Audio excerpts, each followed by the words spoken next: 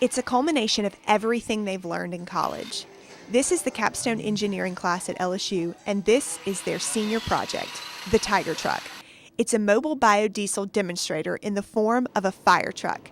Co-leader Blake Anderman says this is a project 2 years in the making. I want to do something that stands out from the crowd, not a run-of-the-mill project, not something that's been done before, just something unique. This unique project required a donated fire truck, over $50,000 worth of funding, and countless hours of late nights and hard work.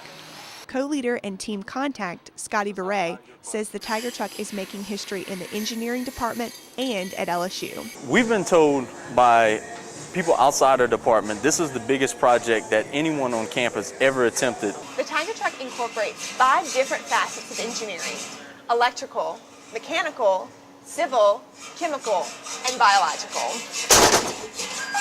Different types of engineering majors work together to form the Tiger Truck team. The team, Veray says, has a Go Green initiative.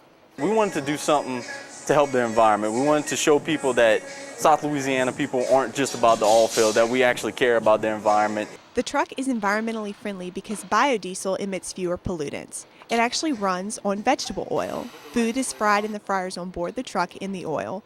The waste oil is then pumped into 2 processors where it is converted into biodiesel. The biodiesel is then pumped into the fuel tank, which runs the engine. Anderman says the capstone project is really about doing something the team loves. When you have passion and determination, this is what happens. For Newsbreak, I'm Erica McManus.